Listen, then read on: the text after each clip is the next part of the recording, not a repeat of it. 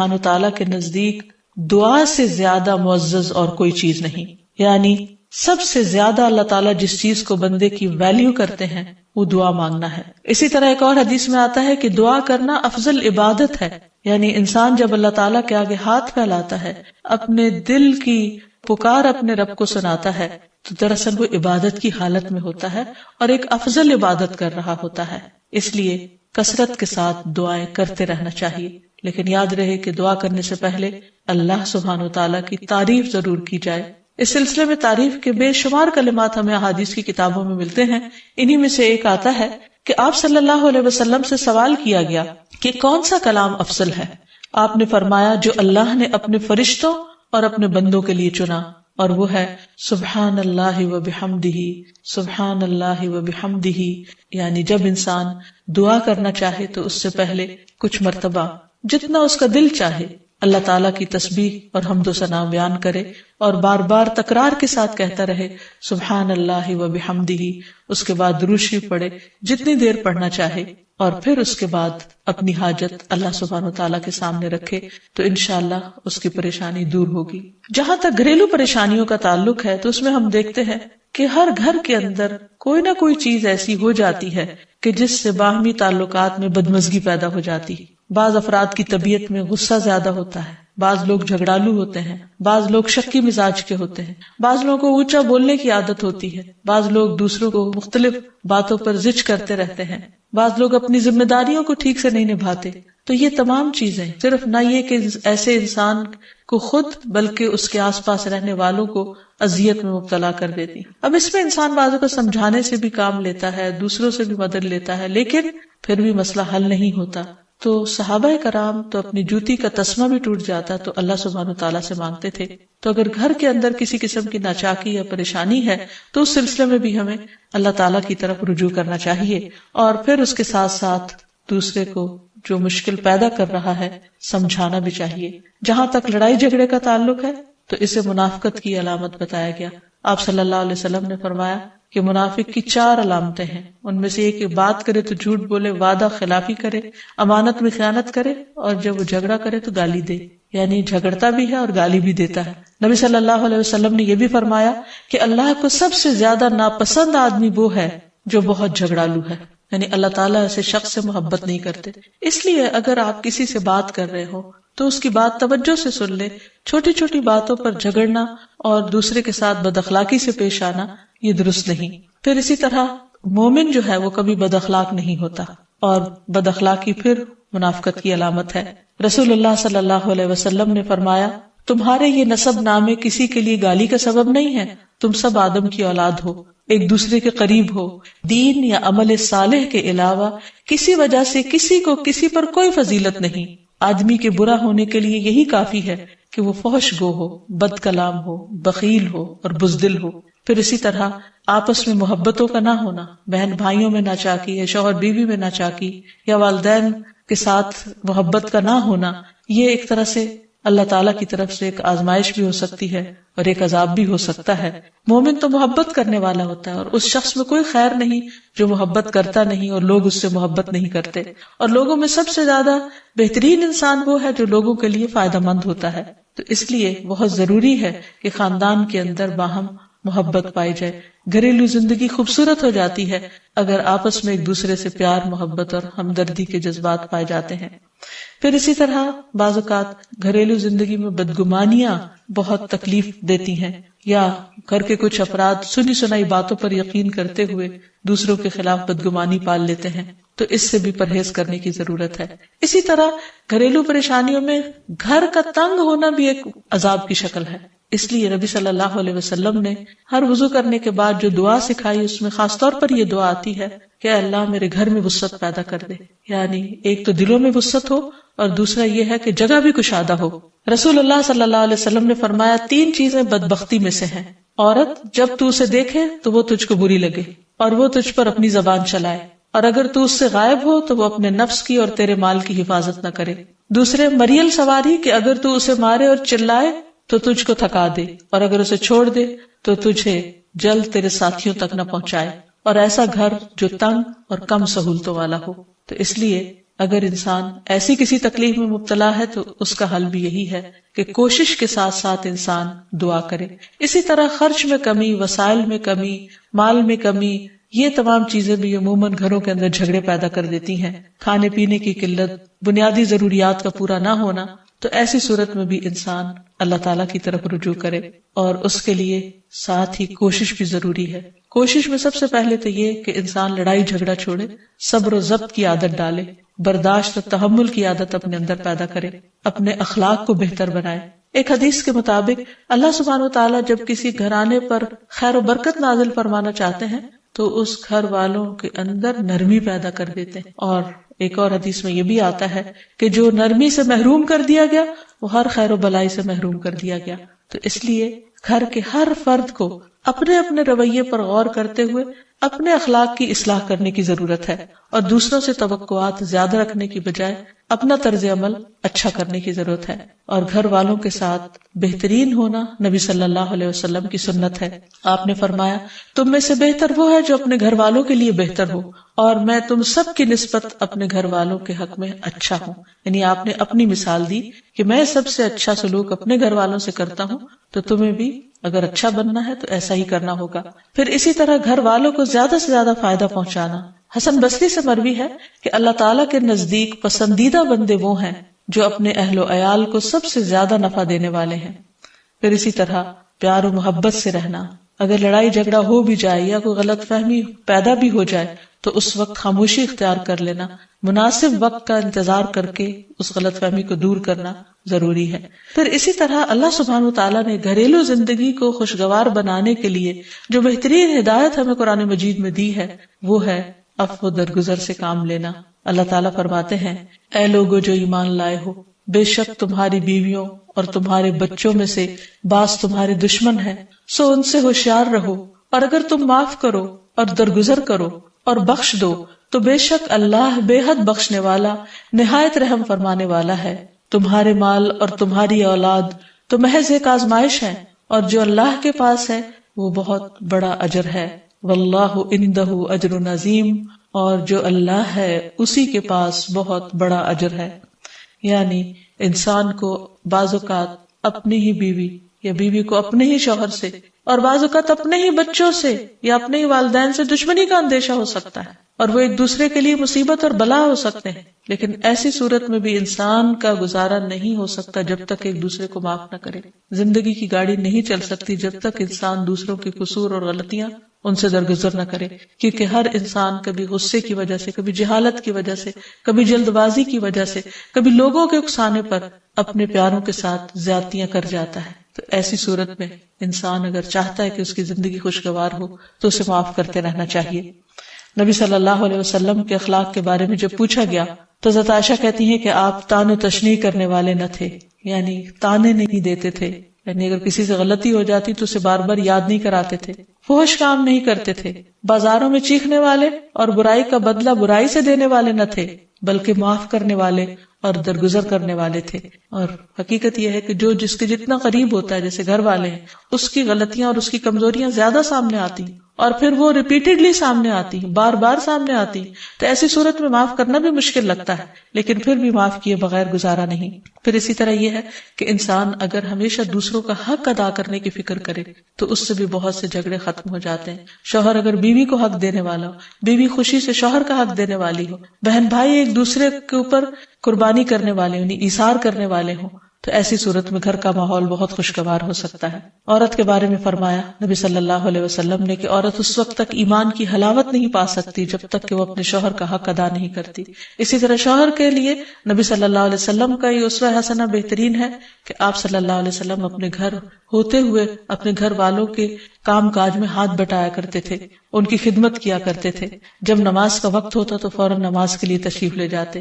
آپ اپنے چھوٹے چھوٹے کام خود کر لیا کرتے تھے. یعنی اس سے بھی یہ پتہ چلتا ہے کہ خوشگوار گھریلو تعلقات میں دوسرے پر بوجھ نہ بننا ایک بہت اہم نقطہ ہے، کیونکہ اگر ہر انسان اپنی ذمہ داری خود لے لے تو دوسروں کے لیے وہ خوشگوار ہو جاتا ہے. پھر اسی طرح گھر والوں کو اگر کوئی غم، تکلیف یا پریشانی ہو تو اس موقع پر اپنے اختلافات کو بھول کر ان کی مدد کرنا، ان کی کیئر کرنا اور ان کی دلجوئی کرنا، یہ بھی بہت ضروری ہے. اور حد الوسع گھر کا ماحول خوشگوار رکھنا چاہیے، ایک دوسرے کا احساس کرتے ہوئے اور ایک دوسرے کے کاموں میں عیب نہ نکالتے ہوئے اور ایک دوسرے کو اپریشیٹ کرتے ہوئے، ایک دوسرے کی اچھی خوبیوں کو اور اچھی باتوں کی تعریف کرتے ہوئے، اور اسی طرح بعض اوقات اپنی خواہشات کو پیچھے کرتے ہوئے. کیونکہ اگر ہر انسان یہ چاہے کہ زندگی اس کے مطابق، کیونکہ اگر ہر انسان یہ چاہتا ہو کہ ہر کام گھر میں اس کی مرضی کے مطابق ہو تو یہ ممکن نہیں. بہت سے گھروں میں ساس بہو کا جھگڑا کس بنا پر ہوتا ہے، یا آپس میں قریبی رشتوں کا جھگڑا اور فتنہ فساد کس وجہ سے ہوتا ہے؟ کیونکہ ہر شخص یہ چاہتا ہے کہ گھر کا نظام اس کی مرضی کے مطابق ہو، حالانکہ ایسا ہونا ممکن نہیں. تو اس لیے ہر انسان کو اپنی رائے بھی دینی چاہیے، لیکن دوسروں کی رائے کا بھی احترام کرنا چاہیے. اپنی ضرورت بھی پوری کرنی چاہیے، لیکن اس کے ساتھ ساتھ دوسروں کی ضروریات کا بھی خیال کرنا چاہیے. پھر اسی طرح بہت سے معاملات میں قناعت اختیار کرنی چاہیے، کیونکہ یہ زندگی بذات خود ایک امتحان ہے، اور اصل عیش و عشرت کی جگہ جنت ہے، دنیا نہیں، یا دنیا کا گھر نہیں. تو اس لیے ضروری ہے کہ مشکل حالات میں انسان اپنے عزیزوں کا، پیاروں کا، گھر والوں کا ساتھ دے، ان کی مدد کرے. مثلا شوہر کے اگر معاشی حالات تنگ ہیں تو بیوی ناجائز مطالبات نہ کرے. اسی طرح اگر بیوی بیمار ہے تو شوہر اس سے بہت زیادہ گھر کے کام کا مطالبہ نہ کرے. تو ایک دوسرے کے حالات کی رعایت کرتے ہوئے اگر انسان ایک دوسرے سے توقعات رکھے تو اس سے بھی حالات بہت خوشگوار ہو سکتے ہیں. اور پھر یہ کہ ہمیشہ دوسروں کی چھوٹی چھوٹی ایفرٹ پر ان کے لیے شکر گزاری کے جذبات ہونے چاہیے. مثلا اگر کوئی آپ کو گھر میں پانی پلا دے تو آپ اس پر بھی شکریہ بولیں. ہم عام طور پر اگر گھر سے باہر کہیں ہوتے ہیں اور کوئی ہمارے ساتھ تھوڑے سا بھی احسان کا معاملہ کرے تو ہم اس کے احسان کو مانتے ہیں، لیکن گھر والوں کا احسان ماننا ایک مشکل کام لگتا ہے. تو اس لیے اگر ہم چاہتے ہیں کہ گھریلو زندگی خوشگوار ہو تو اس میں گھر والوں کے احسان کو بھی ماننا ضروری ہے. اور پھر چھوٹی چھوٹی اذیتوں کو بہت مینشن نہیں کرنا چاہیے، ان کا ذکر نہیں کرنا چاہیے، ان پر صبر کرنا چاہیے. تو جو شخص شکر اور صبر سے کام لیتا ہے اس کی زندگی لازماً خوشگوار ہوتی ہے. لیکن اس کے باوجود بھی اگر گھریلو زندگی میں تنگی ہو، تکلیف ہو، آپس کی ناچاکی ہو، دشمنی ہو، پریشانی ہو، بہت بے چینی ہو، تو پھر اللہ سبحانہ وتعالی ہی کی طرف رجوع کرنا چاہیے. کیونکہ قرآن مجید میں آتا ہے وَإِن يُرِدْكَ بِخَيْرٍ فَلَا رَادَّ لِفَضْلِهِ يُصِيبُ بِهِ مَن يَشَاءُ مِنْ عِبَادِهِ وَهُوَ الْغَفُورُ الرَّحِيمُ. اور اگر اللہ تمہیں کوئی تکلیف پہنچانا چاہے تو اس کے سوا کوئی اسے دور کرنے والا نہیں، اور تجھ سے کوئی بھلائی کرنا چاہے تو کوئی اسے ٹالنے والا نہیں. وہ اپنے بندوں میں سے جسے چاہے فضل سے نوازتا ہے، اور وہ بخشنے والا اور رحم کرنے والا ہے.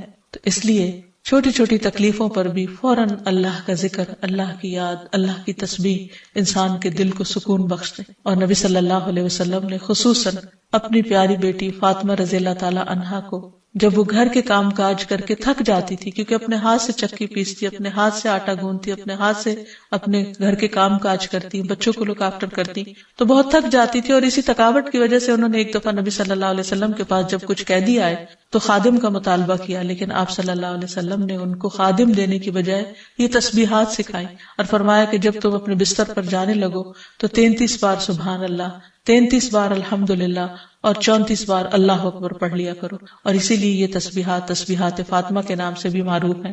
تو رات کو خاص طور پر بستر پر لیٹ کر یہ تسبیحات ضرور پڑھ لینی چاہیے، کیونکہ یہ گھریلو کام کاج کی تھکاوٹ کا بہترین علاج ہے اور خادم کی جگہ کفایت کرنے والی دعائیں ہیں. پھر اسی طرح گھر میں وسعت اور کشادگی کی دعا، اللہم اغفر لی ذنبی ووسع لی فی داری وبارک لی فی رزقی. اے اللہ میرے گناہ معاف کر دے، میرے گھر میں وسعت پیدا کر دے اور میرے رزق میں برکت عطا کر دے. پھر اسی طرح چھوٹی چھوٹی پریشانیوں کے سلسلے میں مثلاً بچے کو چوٹ لگ گئی یا اچانک کسی وبائی مرض کا کوئی شکار ہو گیا تو علاج معالجے کے ساتھ ساتھ دعا کرنا ضروری ہے. مثلا گھر والوں میں سے اچانک کسی کو کوئی ایسی بیماری آ گئی، کوئی سٹروک ہو گیا یا ہارٹ اٹیک ہو گیا تو سارے گھر والے پینک ہو جاتے ہیں. ایسی صورت میں پریشانی کا صرف اظہار کرتے رہنے سے اور غمگین رہنے سے مریض کی مدد نہیں کی جا سکتی، تو اس موقع پر اللہ تعالیٰ سے دعا کرنی چاہیے. اور ایک بہت خوبصورت دعا جو نبی صلی اللہ علیہ وسلم نے حضرت اسماء بنت امیس کو سکھائی تھی کہ آپ نے فرمایا، کیا میں تمہیں ایسے کلمات نہ سکھاؤں جن کو تم پریشانی کے وقت پڑھا کرو؟ اور وہ کلمات ہیں اللہ اللہ ربی لا اشرک بہ شیئا، اللہ ہی میرا رب ہے، میں اس کے ساتھ کسی چیز کو شریک نہیں بناتی.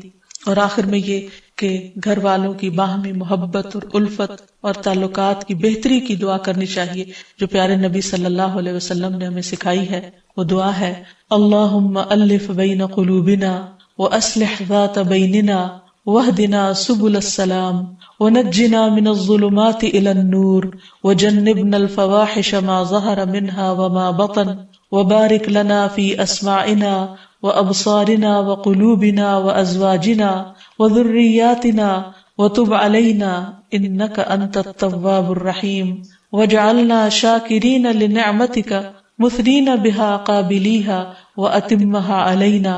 اے اللہ ہمارے دلوں میں الفت پیدا فرما دے اور ہمارے آپس کے معاملات کی اصلاح کر دے، ہمیں سلامتی کے راستوں کی رہنمائی فرما اور ہمیں اندھیروں سے نجات دے کر نور کی طرف لے آ، اور ہمیں تمام ظاہری اور چھپی بدکاریوں سے محفوظ رکھ. ہمارے کانوں اور ہماری آنکھوں اور ہمارے دلوں اور ہماری گھر والیوں اور ہمارے بچوں میں برکتیں عطا فرما، ہماری توبہ قبول فرما. بلا شبہ تو بہت زیادہ توبہ قبول کرنے والا اور رحمت کرنے والا ہے. ہمیں اپنی نعمتوں کا شکر ادا کرنے والا بنا اور ان کی تعریف کرنے والا اور ان کو قبول کرنے والا بنا دے. ان نعمتوں کو ہم پر کامل فرما دے، یعنی ان نعمتوں کو ہم پر تمام کر دے. تو کس قدر جامع اور خوبصورت دعا ہے جو نبی صلی اللہ علیہ وسلم نے ہمیں سکھائی. گھریلو زندگی کو خوشگوار بنانے کے لیے ان دعاؤں کو پڑھتے رہنا چاہیے، یاد کر لینا چاہیے، قبولیت کے مواقع پر پڑھنا چاہیے. اگر زبانی یاد نہ بھی ہو تو دیکھ کر پڑھ لینا چاہیے، اور اگر ان کا ترجمہ نہ آتا ہو تو اردو میں پڑھنے میں بھی کوئی حرج نہیں. لیکن اللہ تعالیٰ سے مانگتے رہیے کیونکہ ساری مشکلات کا حل صرف. عن ابی موسیٰ عن النبی صلی اللہ علیہ وسلم قال مثل البیت الذی یذکر اللہ فیہ والبیت الذی لا یذکر اللہ فیہ مثل الحی والمیت. رواہ مسلم. سیدنا ابو موسیٰ رضی اللہ عنہ سے روایت ہے، نبی صلی اللہ علیہ وسلم نے فرمایا، جس گھر میں اللہ تعالیٰ کا ذکر کیا جاتا ہے اور جس گھر میں اللہ تعالیٰ کا ذکر نہیں کیا جاتا وہ زندہ اور مردہ کی مثل ہے. اللہ کے بندے، اللہ سے محبت کرنے والے ہر حال میں اللہ کو یاد کرتے رہتے ہیں، خواہ وہ اپنے گھر میں ہوں یا گھر سے باہر. الذین یذکرون اللہ قیاما وقعودا وعلی جنوبہم، وہ جو اللہ کا ذکر کرتے ہیں کھڑے، بیٹھے اور لیٹے. ایسے لوگ دنیا کے کسی بھی حصے میں ہوں، کوئی بھی کام کر رہے ہوں، ان کے دلوں میں اللہ کی یاد سمائی ہوئی ہوتی ہے. ان کے دلوں میں اللہ کی یاد صرف مسجد کی حد تک یا کسی خاص جگہ سے ہی مخصوص نہیں ہوتی، بلکہ وہ اپنے گھروں میں بھی اللہ کو یاد کرتے ہیں. اس حدیث کے مطابق وہ گھر جن میں اللہ کا نام بلند ہوتا ہے، جس میں ذکر کیا جاتا ہے، وہ اس شخص کی طرح ہے جو زندہ ہو. اس کی مثال ایک زندہ انسان کی سی ہے. اس کے برعکس وہ گھر جس میں اللہ کا نام نہ لیا جاتا ہو، اللہ کا ذکر بلند نہ ہوتا ہو، اس گھر کی مثال ایک مردہ کی سی ہے. اور آپ سب جانتے ہیں کہ زندہ اور مردہ برابر نہیں ہوا کرتے. لا يستوي الاحیاء ولا الاموات، زندہ اور مردہ برابر نہیں، دونوں میں بہت بڑا فرق ہے. اسی طرح ان دو گھروں میں بھی بہت فرق ہے، جن میں سے ایک میں اللہ کی یاد بلند ہو، اللہ کا نام بلند ہو، اور دوسرے وہ جس میں اللہ تعالیٰ کو یاد کرنے والا کوئی نہ ہو. قرآن پاک میں اللہ سبحانہ وتعالیٰ کو یاد کرنے والوں کی صفت یہ بتائی گئی ہے کہ رجال لا تلہیہم تجارت ولا بیع عن ذکر اللہ، وہ ایسے لوگ ہیں جنہیں تجارت اور خرید و فروخت اللہ کی یاد سے غافل نہیں کرتی، یعنی عین دنیا کے اندر رہتے ہوئے بھی وہ اللہ کو یاد کرتے رہتے ہیں. وَإِقَامِ الصَّلَاةِ وَإِيتَاءِ الزَّكَاةِ، نماز قائم کرنے اور زکوٰۃ کی ادائیگی سے کوئی چیز انہیں منع نہیں کرتی، مانے نہیں ہوتی. اور وہ یہ کیوں کرتے ہیں؟ یعنی اللہ کو یاد کیوں کرتے رہتے ہیں اور اپنے فرائض کی ادائیگی میں سرگرم کیوں رہتے ہیں؟ یخافون یوما تتقلب فیہ القلوب والابصار، وہ اس دن سے ڈرتے ہیں جس دن دل اور نگاہیں الٹ پلٹ ہو جائیں گی، یعنی قیامت کا خوف ہے ان کے دل کے اندر، اور اس کے ساتھ ساتھ اللہ کے فضل کے امیدوار بھی ہیں۔ لِيَجْزِيَهُمُ اللَّهُ أَحْسَنَ مَا عَمِلُوا وَيَزِيدَهُم مِّن فَضْلِهِ، تاکہ اللہ ان کو بدلہ دے ان کے اچھے اعمال کا جو انہوں نے کیے، اور اپنے فضل سے زیادہ بھی نوازے۔ وَاللَّهُ يَرْزُقُ مَن يَشَاءُ بِغَيْرِ حساب، اور اللہ اپنے رزق میں سے جسے چاہتا ہے بے حساب عطا کر دیتا ہے۔ تو بات یہ ہے کہ جو دل خوف اور امید کے درمیان ہوتے ہیں وہ دل اللہ کی یاد سے معمور ہوتے ہیں، اور جن لوگوں کے دل اللہ کی یاد سے معمور ہوتے ہیں ان کے گھر بھی اللہ کی یاد سے معمور ہوتے ہیں۔ عام طور پر گھروں میں دو طرح سے ذکر ہوتا ہے، ایک انفرادی ذکر اور ایک اجتماعی ذکر۔ انفرادی ذکر میں نماز پڑھنا، قرآن کی تلاوت، اور اسی طرح چلتے پھرتے، اٹھتے بیٹھتے، گھر کے کام کاج کرتے، لیٹتے جاگتے، چلتے پھرتے اللہ کو یاد کرتے رہنا، خصوصاً وہ مسنون اذکار جو رسول اللہ صلی اللہ علیہ وسلم سے وارد ہیں۔ اور دوسری قسم اجتماعی ذکر کی ہے کہ کسی ایک گھر میں مختلف لوگ جمع ہو کر یا اہل خانہ ہی جمع ہو کر اکٹھے بیٹھ کر اللہ کو یاد کریں، اور اس سے مراد کسی خاص قسم کا وظیفے کا ورد ہی نہیں بلکہ اللہ تعالیٰ کی یاد کے مختلف طریقے ہو سکتے ہیں۔ اللہ تعالیٰ کی معرفت حاصل کرنے، علم سیکھنے اور جاننے کے جو حلقات ہیں وہ بھی اللہ ہی کے ذکر اور اللہ ہی کی یاد کی طرف انسان کو راغب کرتے ہیں۔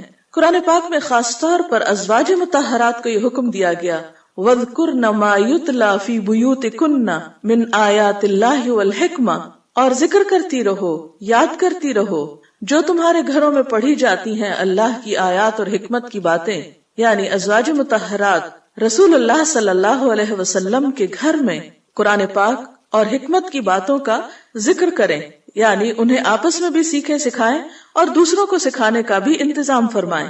تو گویا ذکر کی مجالس سے مراد تسبیحات وغیرہ کرنا بھی ہو سکتا ہے، اور علم کی مجالس بھی ہیں، اور خصوصاً ایسے علم کی مجالس جن کے ذریعے انسان کے ایمان میں اضافہ ہو، اللہ تعالیٰ سے تعلق مضبوط ہو۔ قرآن پاک میں اللہ تعالیٰ نے اہل ایمان کو خصوصی طور پر تنبیہ فرمائی، تلقین فرمائی، یا ایھا الذین آمنوا لا تلہکم اموالکم واولادکم عن ذکر اللہ، اے لوگو جو ایمان لائے ہو، تمہارے مال اور تمہاری اولادیں تمہیں اللہ کے ذکر سے غافل نہ کریں، ومن یفعل ذلک فاولئک ھم الخاسرون، اور جو ایسا کریں گے وہی لوگ دراصل خسارہ پانے والے ہیں، نقصان اٹھانے والے ہیں۔ یعنی گھر میں ہوتے ہوئے انسان دنیا کے کاموں میں مشغول ہو جاتا ہے یا بال بچوں کی محبت میں بعض اوقات اللہ تعالیٰ کی یاد سے غافل ہو جاتا ہے، تو ایسے میں فرمایا کہ لا تلہکم اموالکم واولادکم عن ذکر اللہ، یہ دنیا کے مال اور یہ تمہارے بال بچے تمہیں اللہ کی یاد نہ بھلائیں۔ گویا گھر میں ہوتے ہوئے اللہ کو یاد کرتے رہو، اس دنیا میں رہتے ہوئے پھر ان نعمتوں کے دینے والے کو مت بھولو۔ حضرت ابو ہریرہ رضی اللہ تعالی عنہ بیان کرتے ہیں کہ رسول اللہ صلی اللہ علیہ وسلم نے فرمایا، جو لوگ اللہ کے گھروں میں سے کسی گھر میں جمع ہوتے ہیں اور اللہ کی کتاب کی تلاوت کرتے ہیں اور اسے باہم پڑھتے پڑھاتے ہیں تو ان پر سکون قلب اترتا ہے اور اللہ کی رحمت انہیں ڈھانپ لیتی ہے، اور فرشتے ان پر سایہ کرتے ہیں، اور اللہ تعالیٰ ان کا ذکر ان فرشتوں کے درمیان کرتے ہیں جو اس کے پاس ہیں، اور جس شخص کو اس کے برے عمل نے پیچھے ڈال دیا اس کا حسب نسب اسے آگے نہیں بڑھا سکتا۔ اگرچہ اس حدیث میں گھروں سے مراد مساجد ہیں، یعنی اللہ کا گھر، لیکن ہم دیکھتے ہیں کہ عملی طور پر ذکر کی یہ مجلسیں، علم کی یہ مجلسیں صرف مساجد تک ہی محدود نہیں رہیں، بلکہ حضرت عمر کے زمانے میں ہم دیکھتے ہیں کہ ہر 20 گھروں میں سے ایک گھر مدرسہ بن گیا، جگہ جگہ علمی مراکز کھل گئے، اور مسلمان ہونے کا مطلب تھا پڑھا لکھا ہونا، جاننے والا ہونا، کیونکہ قرآن پاک میں واضح طور پر بتا دیا گیا کہ قل هل يستوي الذين يعلمون والذين لا يعلمون، کہیے کہ کیا برابر ہو سکتے ہیں وہ لوگ جو علم رکھتے ہیں اور وہ جو علم نہیں رکھتے۔ تو ذکر کی مجلسیں صرف تلاوت قرآن ہی کی مجلسیں نہیں، بلکہ ساتھ ہی کیا فرمایا، وَيَتَدَارَسُونَهُ بَيْنَهُمْ، وہ ایسی مجلسیں ہیں جس میں لوگ ایک دوسرے کے ساتھ علمی مذاکرہ بھی کرتے ہیں، ایک دوسرے کو سکھاتے بھی ہیں، تعلیم بھی دیتے ہیں۔ اسی طرح ایک اور روایت میں آتا ہے کہ صحابہ کرام صبح کی نماز کے بعد حلقہ بنا کر بیٹھ جاتے، قرآن پڑھتے، فرائض اور سنن سیکھتے اور اللہ کو یاد کرتے۔ اسی طرح آپ صلی اللہ علیہ وسلم جب مختلف گھروں کے پاس سے گزرتے تو ان میں سے قرآن کی تلاوت کی آوازیں بلند ہو رہی ہوتی۔ آپ مختلف لوگوں کے گھروں کو ان کے اندر کے قرآن پڑھنے والوں کی آوازوں سے پہچانا کرتے تھے۔ پھر اسی طرح اکٹھے بیٹھ کر ذکر کرنے کی ایک اور جگہ پر بھی فضیلت آئی ہے۔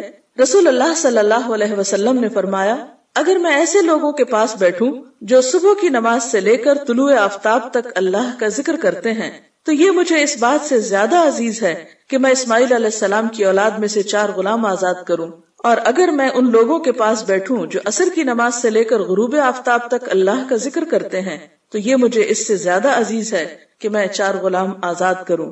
تو اس سے پتہ چلتا ہے کہ اکیلے ذکر کرنے کے علاوہ مل جل کر ذکر کرنا بھی باعث تسکین ہے، باعث رحمت ہے، اور انسان کے لیے ایک بہت بڑی سپورٹ بنتا ہے۔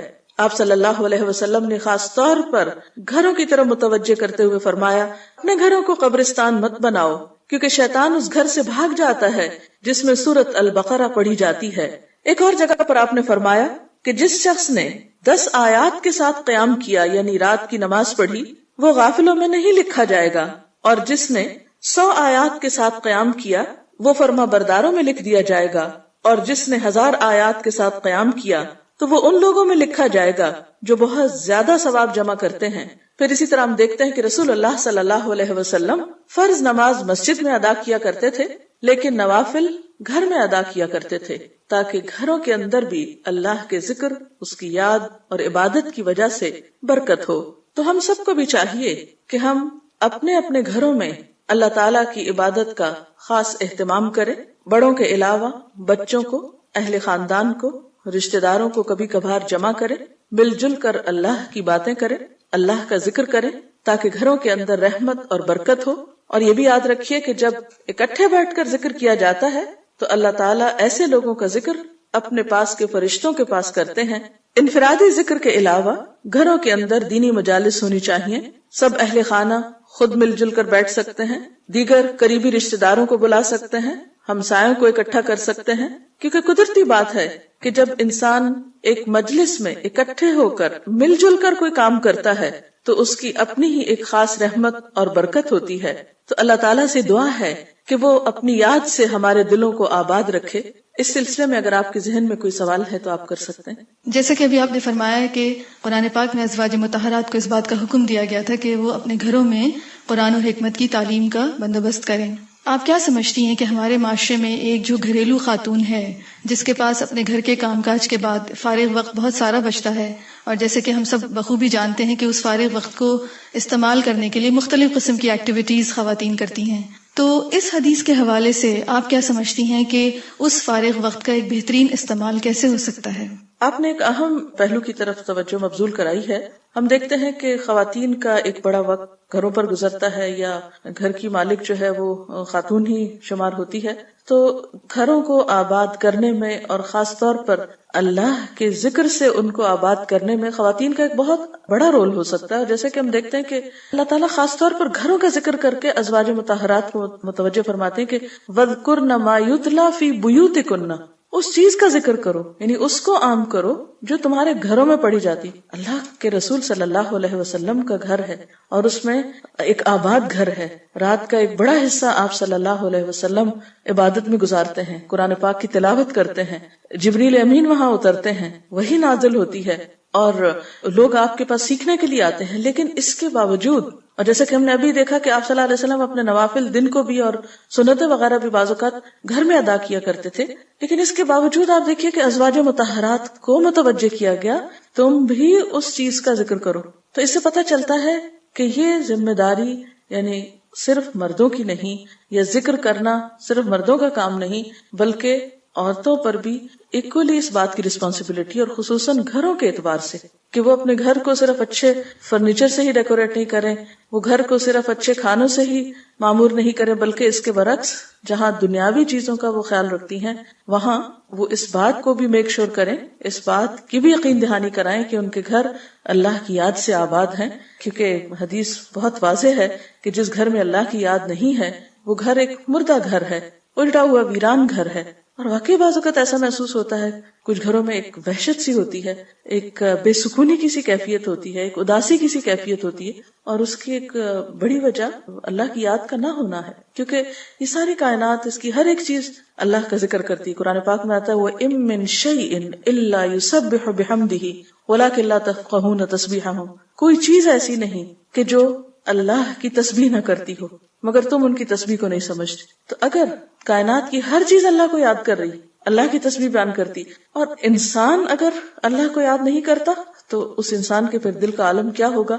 حدیث میں آتا ہے کہ وہ دل جس میں قرآن کا کچھ حصہ نہ ہو وہ اجڑے ہوئے گھر کی طرح، اور وہ گھر جس کے اندر اللہ کا ذکر نہ ہو وہ بھی مردہ کی طرح اجڑا ہوا ہے. تو اس لیے بے حد ضروری ہے کہ ہماری خواتین جہاں دنیا کے اور بہت سے کام کرتی ہیں وہاں خصوصی طور پر اپنی ذاتی عبادات میں بھی اور پھر اجتماعی طور پر اپنے بچوں کے ساتھ ایک کوالٹی ٹائم میں بھی ضرور اللہ کا ذکر کریں. سٹوری ٹیلنگ کے ذریعے، اچھی اچھی باتیں بتانے کے ذریعے، قرآن پڑھانے کے ذریعے. ہم دیکھتے ہیں کہ مسلمان امت میں یہ روایت بہت قدیم زمانے سے چلی آ رہی ہے کہ خواتین محلے بھر کے بچوں کو قرآن کی تعلیم، یعنی ناظرہ قرآن کی تعلیم عام طور پر دیا کرتی تھی، اور اس کو ایک سوشل ورک سمجھا جاتا تھا اور ایک اچھی ایکٹیویٹی، یعنی ایک ہیلدی ایکٹیویٹی اس کو شمار کیا جاتا تھا.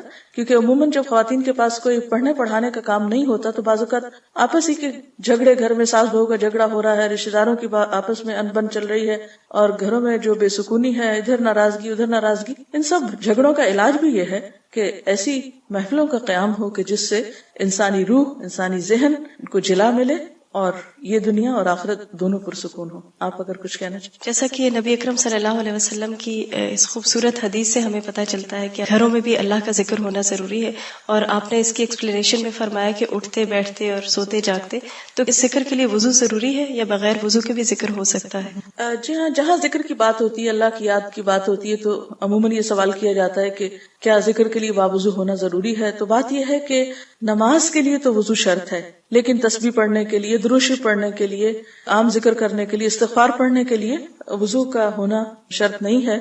جیسے کہ اس آیت میں بھی سورۃ آل عمران کے آخر میں جو آتی ہیں آیات، ان میں سے ایک آیت میں آتا ہے الذین یذکرون اللہ قیاما وقعودا وعلی جنوبہم، وہ اللہ کو یاد کرتے ہیں کھڑے بیٹھے اور لیٹے.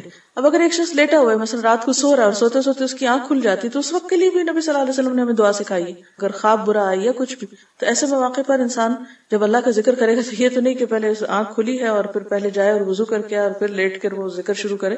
نہیں، وہ اس حال میں بھی ذکر کر سکتا ہے. نبی صلی اللہ علیہ وسلم کے بارے میں آتا ہے کان یذکر اللہ فی کل احیانہ، کہ آپ اللہ کو ہر حال میں یاد کیا کرتے تھے. تو اللہ کی یاد ہمارے دل میں بھی ہے، زبان پر بھی ہونی چاہیے، اور اس کے لیے کچھ شرط نہیں کہ ایک خاص انداز میں، ایک خاص کونے میں ہم باوضو کر بیٹھیں یا کسی کمرے میں اندھیرا کر لیں تو ہی ہم ذکر کریں.